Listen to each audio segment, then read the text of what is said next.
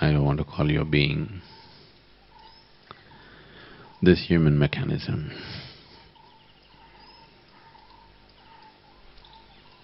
Because the being is not yet happened.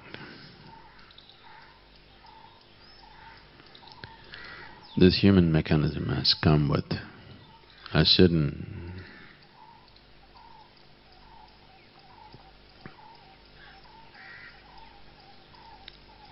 possibility and capability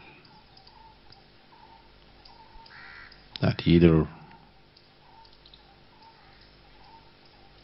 it can live as a very small and conceited existence,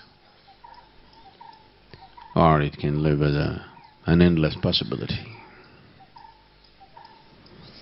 Though our physicality has come with boundary, because without a boundary there is no physical existence.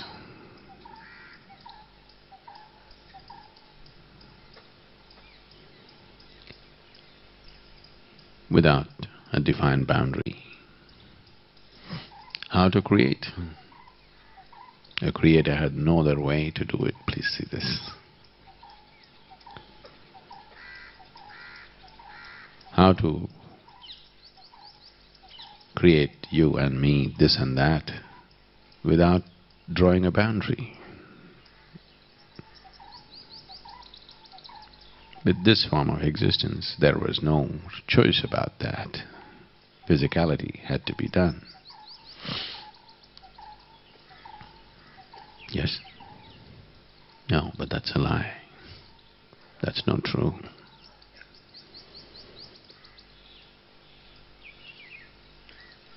The boundary is only for those who see the surface of life. If you look at it closer, there are no boundaries.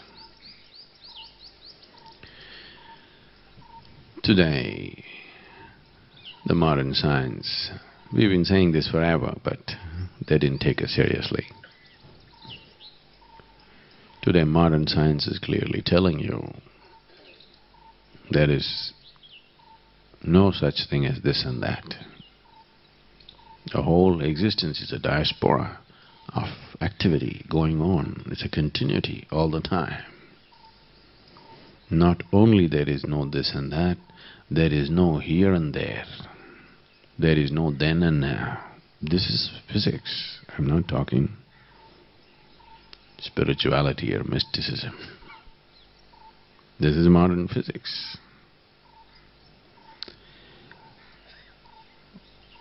Their language, the language of science today, is becoming far more mystical than the mystical.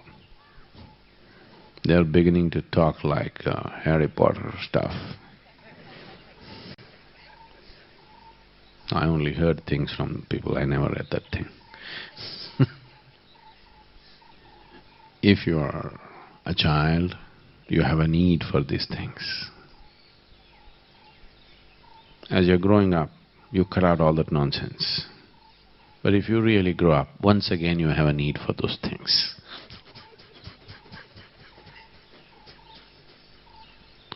Isn't it so? When you're a child, your imagination runs wild and all these things excite you.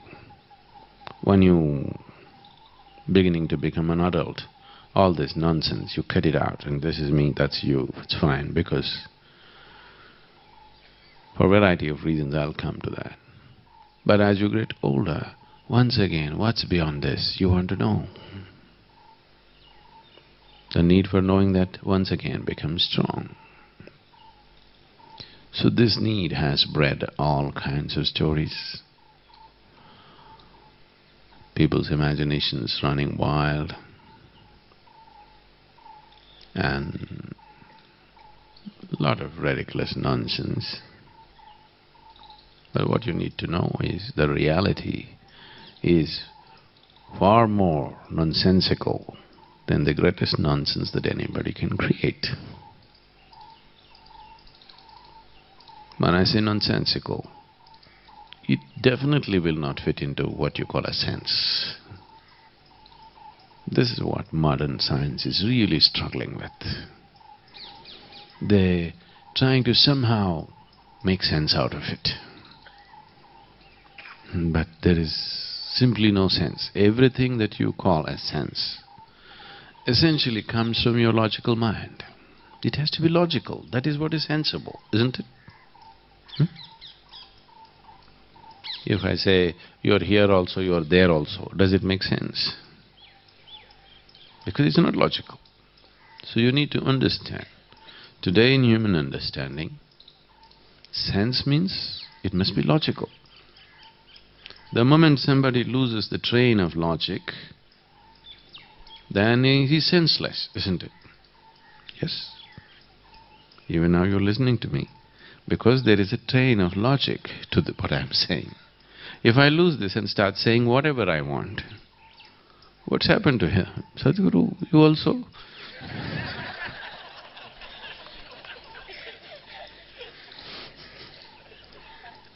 You are our hope, you also come.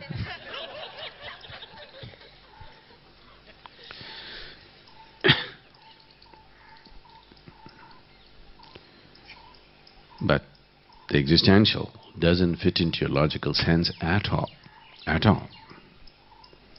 Your logical sense has a little place in the existence, but the existence has no place in your logic. It's simply impossible to fit it in. Because of this, the scientists are really at quandary, because their whole training is to maintain a steady train of logic.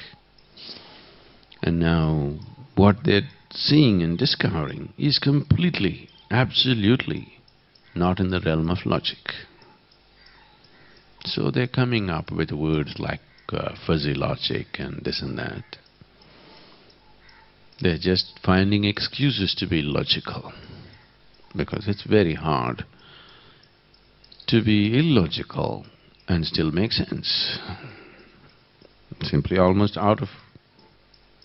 that possibility doesn't exist.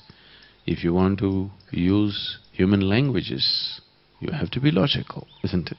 How to construct a sentence without being logical, tell me. Even if I want to say one sentence, it has to have a logical train, otherwise how? So because of this, there's phenomenal amount of confusion, misuse and all kinds of things, misconceptions.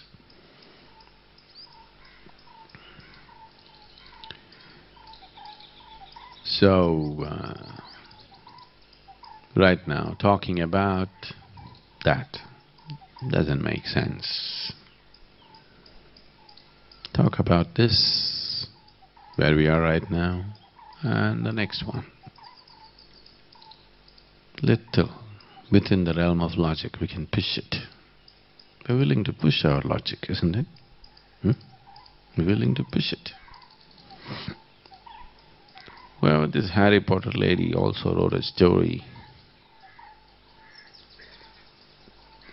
He was here, and something happened, this, and he went there. Okay. If she just writes, he was here, he was there, and then he was there and he was here, and then this happened but that didn't happen, you'll think she's gone crazy, isn't it? Please understand, even to the most illogical, we are trying to bring some logic. Otherwise, in our minds, it doesn't make sense. The most absurd thing, even if someone is speaking something utterly absurd, even he is trying to make some sense, isn't it? Logical sense, I mean. Yes or no? So, using the logical, because you have to use it, you can't drop it. You do not have the ability to leave your logic and walk away. Only with insanity you can do that. But even that is not true. Even someone who has gone totally off, become completely psychologically broken or lost in that way, even he has his own logic. Doesn't make sense to you, But to them it means something, that's why they're going on with such passion. You see, they have more passion than you about anything. Yes or no? They have much more passion because it makes too much sense to them, whatever they're doing. So even if you lose your mind, you still cannot lose your logic, it's still there. Because essentially the intellect is still functioning out of your control, but still going on logically. So we cannot abandon this, we can only use it. Either you can use it to restrict yourself, or you can use it to liberate yourself. But you cannot abandon this. People have used it in so many ways.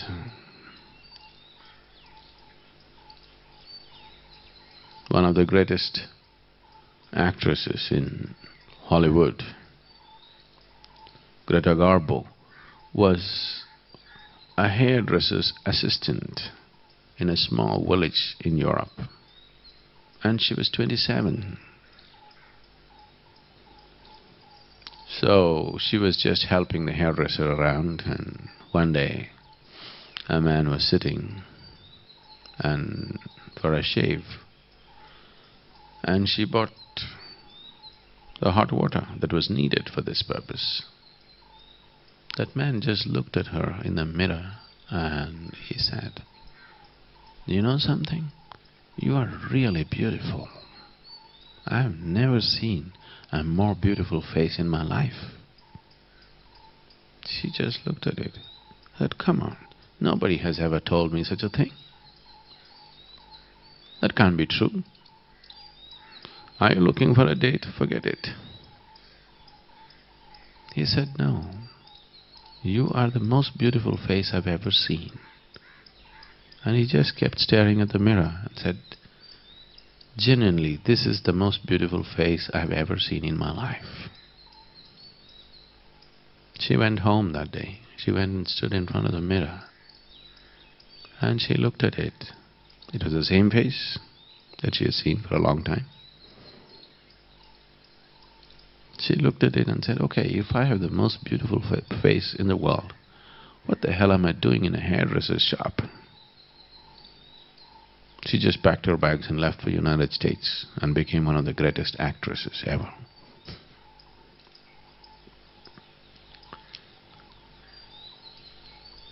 This is simply illogical.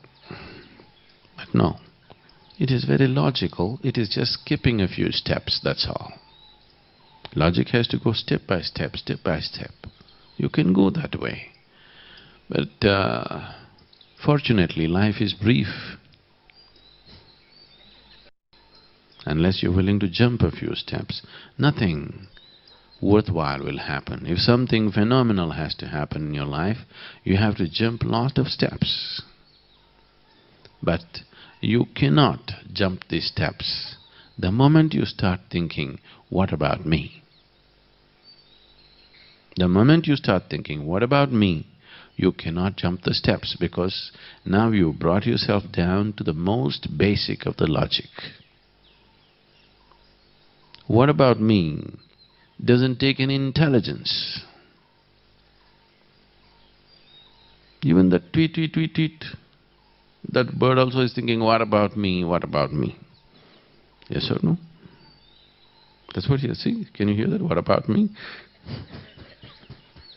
See? That is the most basic of the logic. The moment you bring yourself down to that logic, you will not do anything worthwhile. Believe me, I'll give you a guarantee. You will not do anything truly worthwhile in your life the moment you start thinking, "What about me?"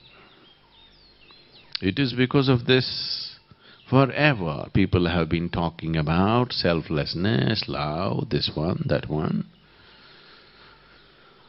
If you love also, it becomes, "What about me?" Isn't it so? If you get married, then it gets worse. "What about me?" People used to say, when you are a student, everybody's a communist. We want equality, we want this, let's share, let's do that. The moment you get a job, you become a socialist. The moment you get married, you become a proper capitalist.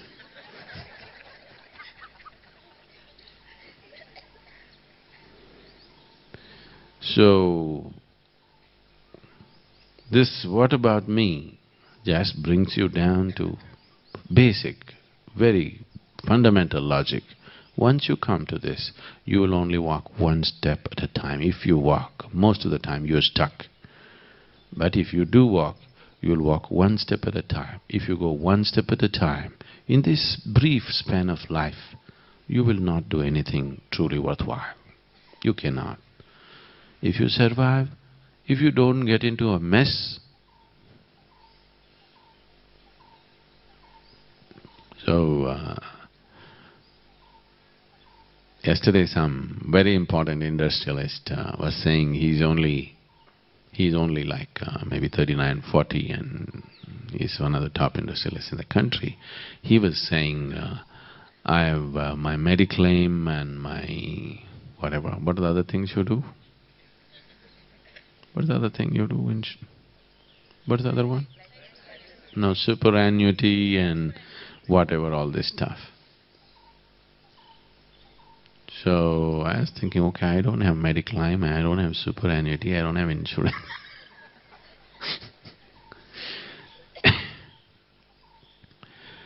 So, these things, I'm not saying you shouldn't do it. You do it. But the moment we start thinking, if our thought process becomes about what about me, then you're down to the basics. No, it's not about me, it's about my family, that's about you. No, it's about my country, that's about you. No, it's about my planet, it's still about you. I want you to know that. Whatever is yours is important to you, isn't it? Yes? Whether I say this is my teacup or I say this is my planet, there's not much difference. People think it is.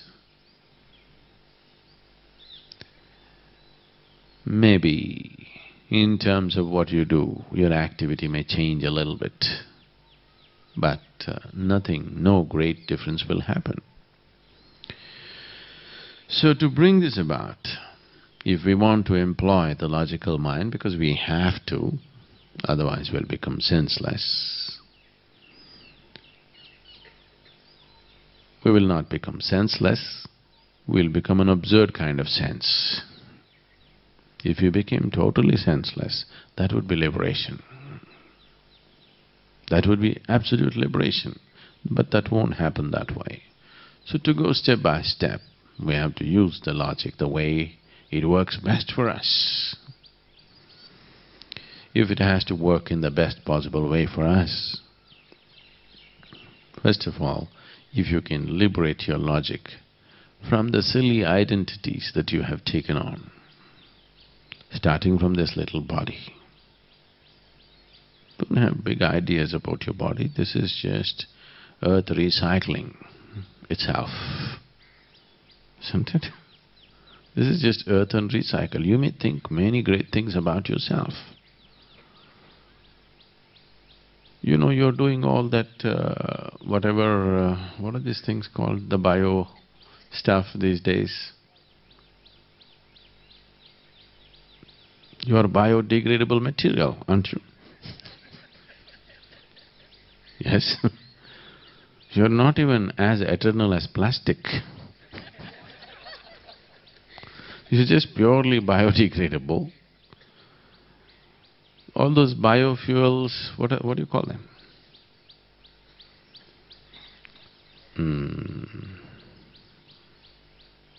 Those biogas, you know, the gobar gas. People are using human excreta also to produce gas. Endlessly, we want to do things. I'm not against those things, but the mindset will destroy the human being, not the activity. You try to use everything in activity, there is no problem, but the mindset, will destroy the human being the moment he starts thinking about how to use everything. So, all the fancy ideas that people have about themselves is just their own stuff. But all that's happened is, the carpet is between you and earth. I wish you had sat on the wet grass, and the connection would be more real. You're just a small mound on the earth. Just see yourself sitting here for next… I don't want to reduce your life, for next 100 years. If I say 10, somebody may get paranoid. 100 years you just sat here, you'll still be a mound, but a little smaller mound. It happened to a lot of people. Have you seen those mounds? Some people have grossly marked it with stones and sticks and whatever. Others are all just small mounds. All the undulation that you're walking, we don't know how many people are buried here.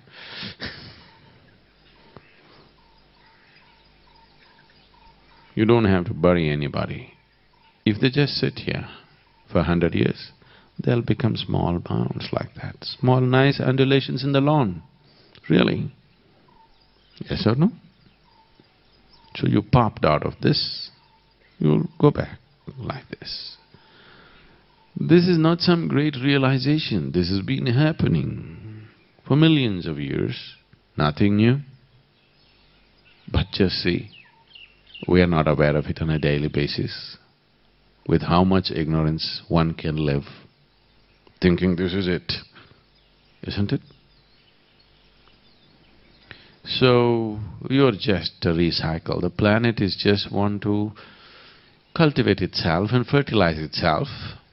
It is doing. So this little bit of shit that comes up and goes down thinks so much about itself.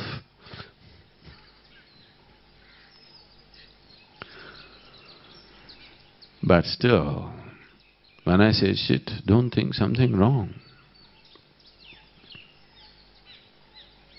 In many ways, it's the most composite and useful thing on the planet. Whatever you want to grow, you need it, isn't it? Yes? Similarly, if you want to grow a being out of this, you need it. No body, no being, isn't it? There are those without a body, but they also have a subtler body. No body means no being, please see. So, we are not trying to belittle the body. We must understand, because it comes with such a short expiry date, and it's just such a nebulous happening. Simply it comes on and goes away. Because it's such a nebulous happening, but it has a great possibility of growing a being out of this. We must act quick. You can't go one step at a time. You have to go leaps and bounds. So the first and foremost thing is this base logic that we have, which makes our growth just very slow and laborious. What about me? What about me? What about me? What about you? You will be anyway sucked in, that's all about you. Either you make something fantastic out of this, or you don't. Whichever way, anyway you will be sucked in. Yes? That's all about you. What else about you? You think you'll go to heaven? You're in heaven and missing it, that's all. If we send you to another heaven, there also you'll miss it. Yes? Has anybody given you an insurance policy where you can't miss life? If you fall dead, somebody will benefit.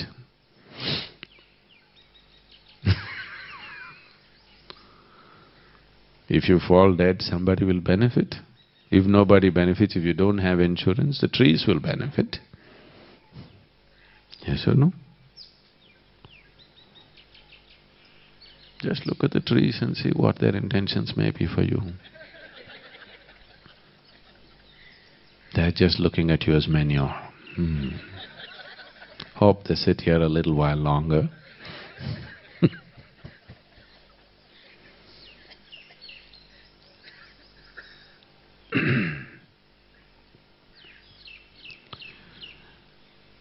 So this, whether you like it or you don't like it, not only on that level of appearing as a human body and disappearing, every moment this transaction is happening, you can't stop it. Whether you like something or you dislike something, still transaction is happening. I don't like this person, you can't stop it. What is in you is going there, what is there is coming here. It is all the time happening. So the only choice that you have is, either you allow this life process willingly or you make it an unwilling process. If you start thinking, what about me, you will become an unwilling process. When you become an unwilling process, do anything, and that's painful, that's rape. If you become a willing process, you become a love affair. If you become an unwilling process, this becomes a rape. Most people are being raped, not by men, don't blame the men, by life. Every day they're being raped because they're doing things that they're unwilling to do. It's very painful. Yes? Isn't it so? Every day they're doing things that they're unwilling to do, and it's extremely painful to live a life like that. So, first and foremost thing, if anything spiritual has to touch you, first thing is to make this into your absolutely willing process.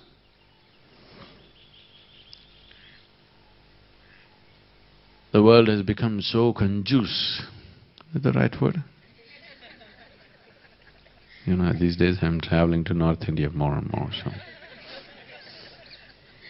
at least a few key words.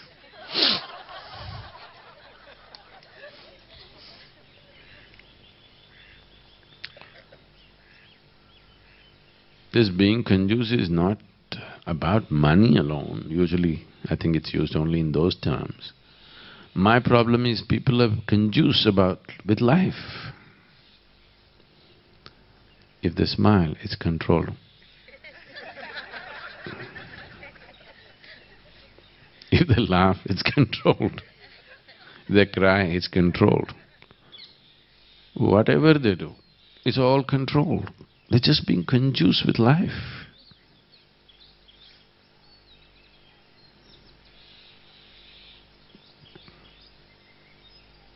Once it happened,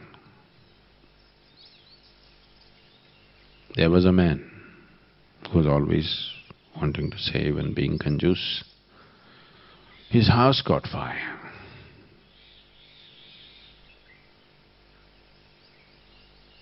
Then he called the fire department and left 2 missed calls.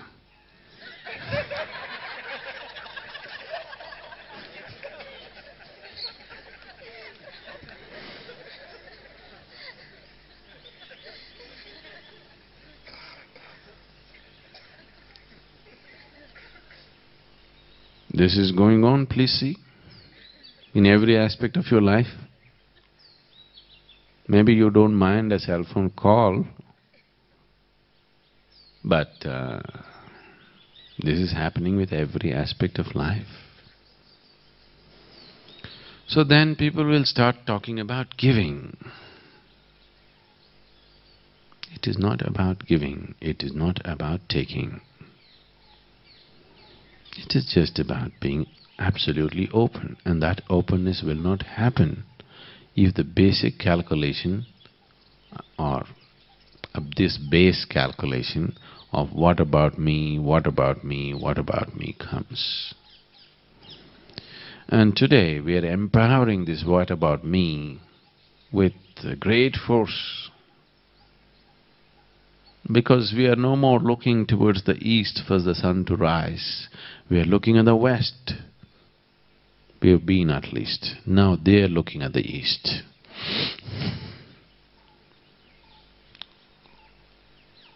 For the last 50 years or more,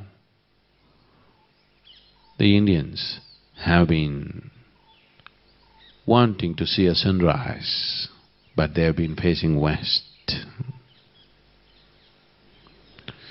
Looking west and trying to see sunrise is a very hard thing, you know. You won't see it or you'll have a broken neck. One of these things will happen to you. Or you have to grow eyes in the back of your head. That doesn't happen. Even if another eye comes, it comes in the forehead, you know. Even if such an evolutionary thing happens, you know it always happened in the forehead.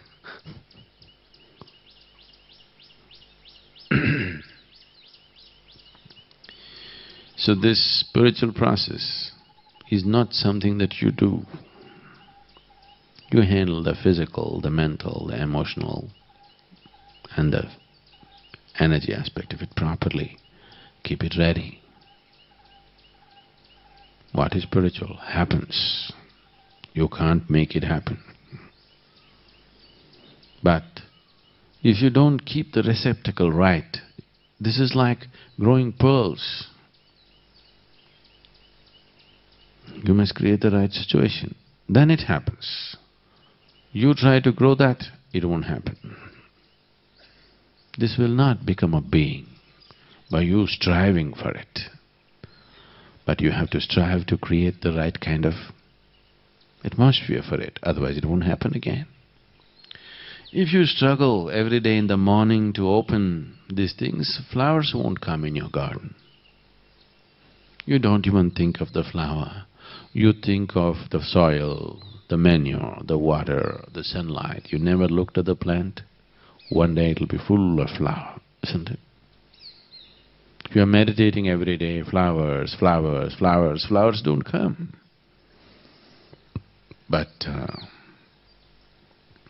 the cultures which are rooted in this kind of goal orientation are constantly telling you, don't worry about the root, don't worry about the manure, don't worry about the water, concentrate on the flower, it will come. Yes? They've been constantly telling you, yes, small things in your life can be achieved like that. Using the sheer power of the mind, you can manifest certain things in the physical realm of life. You can become successful by using your mind. In the world you can become successful. You can make money. You can get what you want in the world by using and employing your mind. But you will never know anything spiritual by the power of the mind, because that's not its realm. But using the power of the mind, you can build a ladder which you have to climb. I've always been saying, your mind can be a ladder to the divine. You need to understand, ladder is just a device, you still have to climb. I never said escalator, I only said a ladder. You can build a ladder, but you still need to climb. If you don't climb, you don't go there. You just have two sticks standing there, isn't it? Ladder is just a bunch of sticks. Only if you use it to climb, it's a phenomenal thing. Otherwise, it's just two sticks standing there with something connected, isn't it? Doesn't mean anything. So whatever we have started as a simple Isha Yoga process is an integrated process that you have to use it. There are different rungs, you have to climb them. Right now, it looks like a round ladder. Wherever you climb, you come to the same place. However you climb, you come to the same place. That's the way it is. If you keep on climbing, climbing, climbing, if there is a circle, if you keep on doing, the faster and faster you start doing, Slowly the circle will become bigger and bigger and bigger and bigger. One day you will find everything is in the circle. So this is just like that.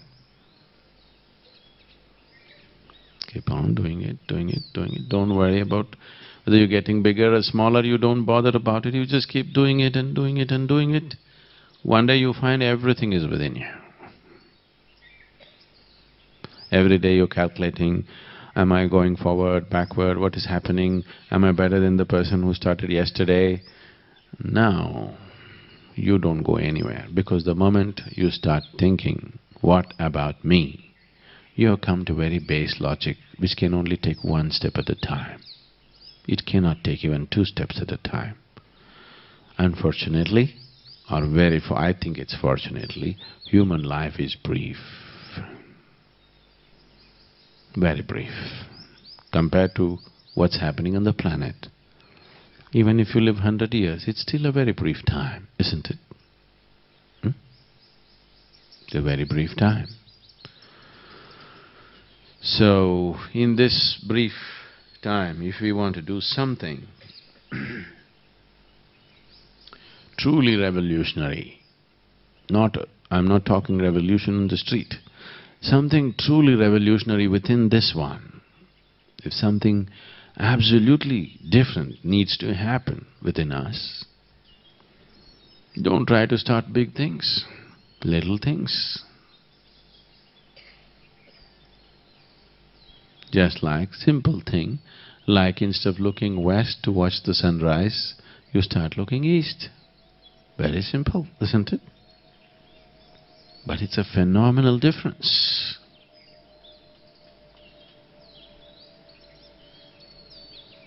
If these little things are done, and keep doing it and keep doing it, slowly you find, one day, like everything is within you, nothing is outside of you. If we want to do it with a bang, we can do it, but that'll be the end of you. Yes. If you burst your boundary like that, then that'll be the end of you. That'll not be a loss. No, in immediate sense, yes. What about my family, what about my work, what about this, what about that? Yes, in that sense. But in a burst if you attained, it's not a loss, it's wonderful actually. But we don't want to do such things. I don't want to talk about it because people think maybe we are preparing for a Jonestown or something. You know, what's Jonestown? No? Oh, okay, that's good, you're nice and innocent.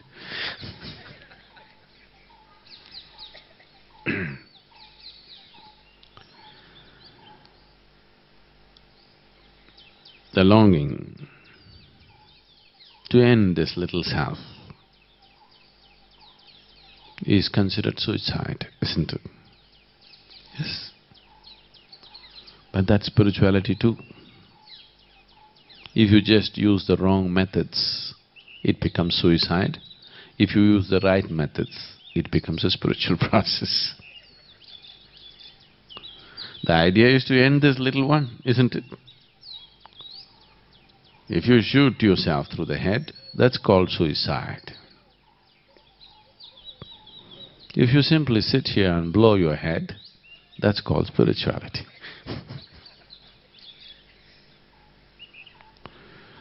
There's really not much difference, but it's a phenomenal difference.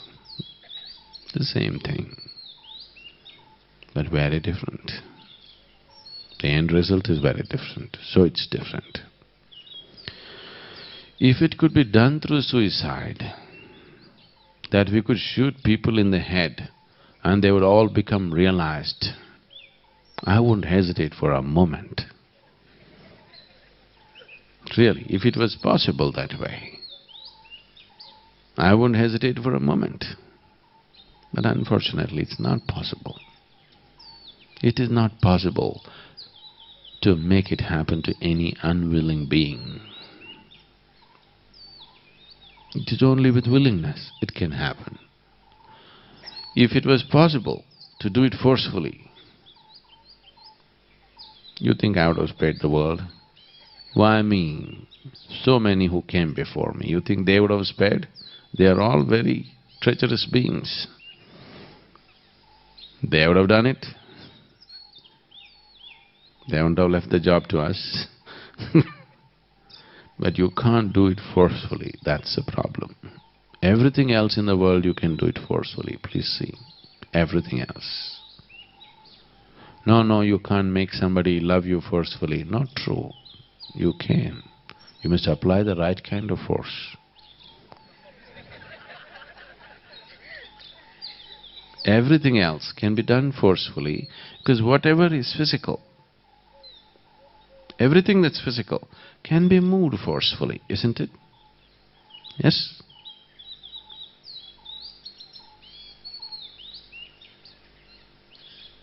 This has been the norm in the world.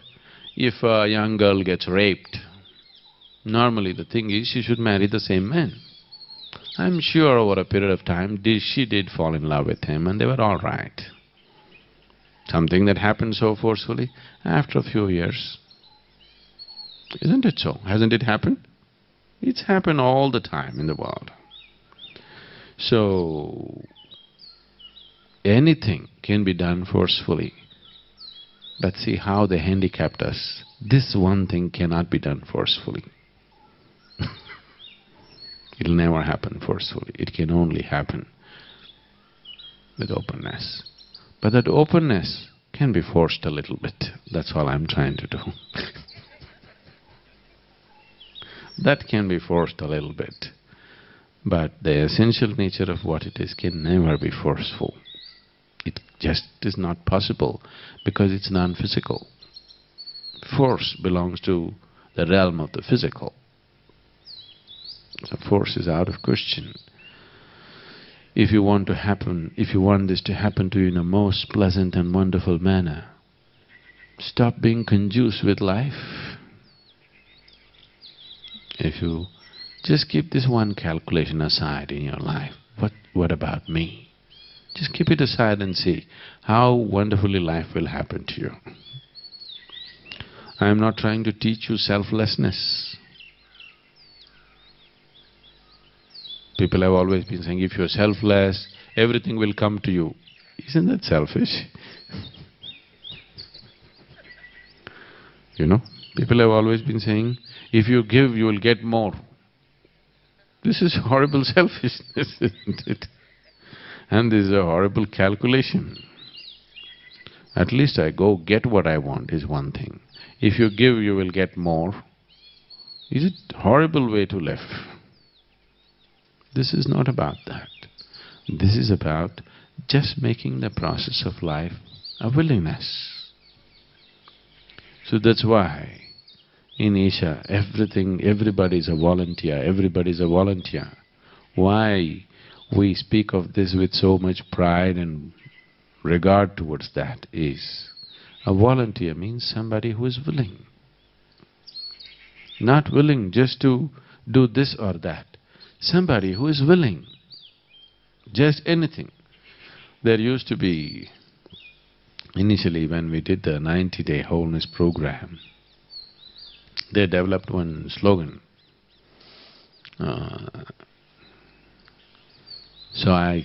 Because we were slowly taking them into a realm that they would never logically understand, but I'm using logic to take them. 90 days people just stayed in the ashram. When there was no ashram, it was just a hut, 90 days they just stayed there, and that was the first program that happened there, and what happened there is a different matter. So as I'm going, I'm asking, I ask a question and that was okay, but this Sadhguru, and I keep asking, yes or no, yes or no, yes or no. First few days and few weeks of struggle, and after that, as their experiences went into a completely different realm, all of them developed one slogan, whatever Sadhguru asks, just say yes and yes. So when I walked into the hall one day, they wrote one huge banner, yes and yes. Whatever you ask, before you ask the question, yes and yes. So you become like this to life. You become yes and yes to life, then everything will happen beautifully. Nobody can stop it. So being a volunteer means training yourself to become yes and yes. Is this being stupid? Am I not using my discriminatory mind? If you used your discriminatory mind properly, to its fullest extent, you would become yes and yes. Because you have used it in immature ways, you become no and no, or no, no, no, no, no, or yes. You know, in India, lot of people when they speak English language, no, no, no, no, no, no, no, no. I keep reminding people, one is enough. If you say yes, yes, yes, yes, yes, yes, yes, okay, we want to hear that. When you say no, let one is enough, isn't it? Huh? No, no, no, no, no, no. Have you heard this? Or is it only a South Indian phenomena? Here also? No, no, no, no, no, no, no, no. I think you say no, no, no, no, no. If you must say no to something, just a gentle one no is enough. You don't need 15 no's. No, it is just a way of speaking. It is not a way of speaking. People are no, one big no. To get them to say yes, it needs coaxing, isn't it? Otherwise everything no there. If they have to say yes, you have to woo them. Otherwise they won't say yes. It's always been the whole thing, isn't it? Yes, to say yes. Oh, if you say yes, you get married, is that?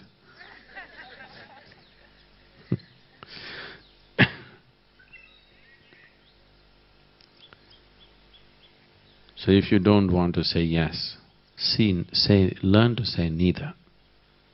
I'm not talking about this in conversations, with life. If you can be like this, simply, no yes, no no, simply, then the problem is you will become an ascetic.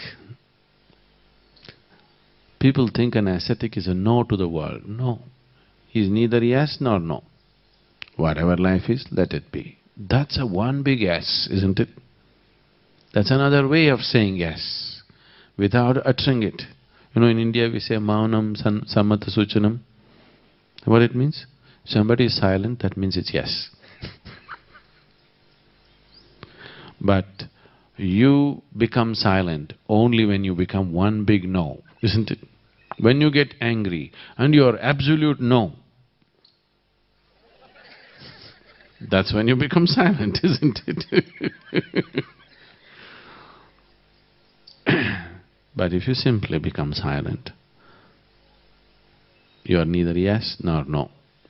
Whichever way life is, that's the way you are. Then you are one big yes, because life is all yes. Everything is transacting with everything, it's just one big yes, isn't it? If the tree says no, why should these idiots breathe the oxygen that I give out? I'll hold back. You will die, you may not die, you will go run to the next tree, but he will die for sure, isn't it? For sure he will die. You can go to the next garden, but he will die for sure. So if I say no to you, it is not that you will die, it is me who will die. No is the poison of life. So if you drink the poison, you die, not somebody else. But always human beings have this idea of performing a miracle. When you become angry, you become no, isn't it? When you become resentful, you become no. When you become fearful, you become no. When you become hateful, you become no to life, is it so? But the problem is, whenever you become like this, whenever you become resentful, you think something will happen to somebody. No, life doesn't work like that. Resentment, fear, anger, hatred, these things are like you drink the poison, but you expect somebody else to die. Life doesn't work like that. You drink it, you die. So the process, I'm not talking about the spiritual goal, the process of what we do is to slowly make you into a yes, one big yes. So whether it comes to the program or the kriya or the volunteering process, all these things are structured so that you become yes in the body, yes in the mind, yes in your emotions, and yes in your energy. It's very important, because all of them can self-imprison themselves. All of them are capable of that. Sadhguru, when you begin to say yes and then you experience what that yes does to you… Are you already married? Yes. Okay, then it's safe. Tell me. And there is this exuberance, it's like you're melting, but then around you there is no. What about? How do you go on with that? So the trouble started with the first yes.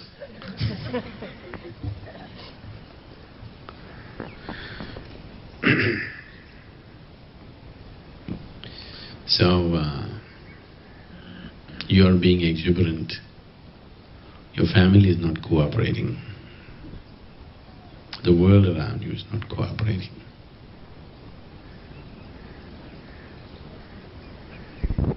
See, I want you to understand this.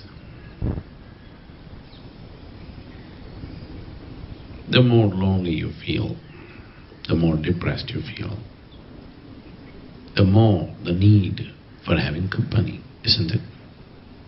Yes? The more joyful you become, the more exuberant you become, the less and less you need company. So when you're alone, if you feel lonely, that means obviously you're in bad company.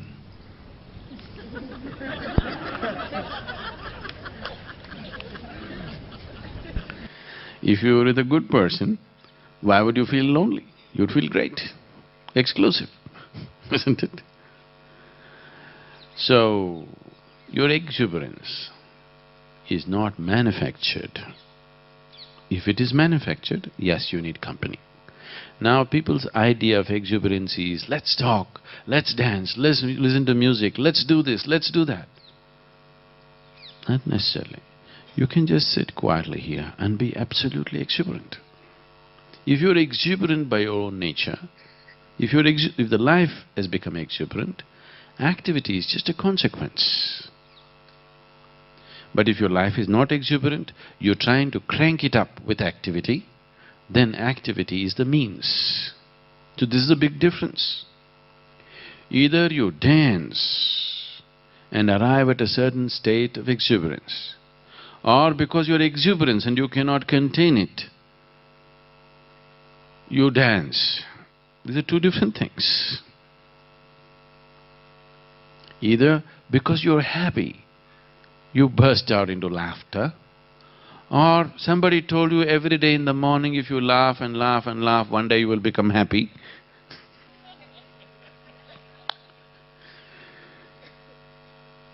These are two different ways. Tell me, which way does life work? Look at everything around you. Which way is it working? Is it because there are flowers, the plant and the root came up like a support to the flower? Is that so? Because there's a beautiful flower, this plant and its root grew so that it can have a nice pedestal. Is that so? This is so with this one, because this is manufactured. Because there's a microphone and they didn't want to trouble me, Then they manufactured a stem to it. Is that the way this one happened? Because the exuberance in the stem could not be contained, it flowered, isn't it? This is the way life should happen. If you try to do the other way, then it's going to be a very hard life. The hardest life in the world is to be constantly putting yourself out into the world like you're joyful when you're not. That is the hardest thing to do in life. Is it so? When you're not happy, to show everybody that you're happy, it costs phenomenal amount of life, isn't it? Have you noticed this? Some people are there, when they're happy, when they're not happy, they're not happy, they just show it to everybody, the whole world knows their thing.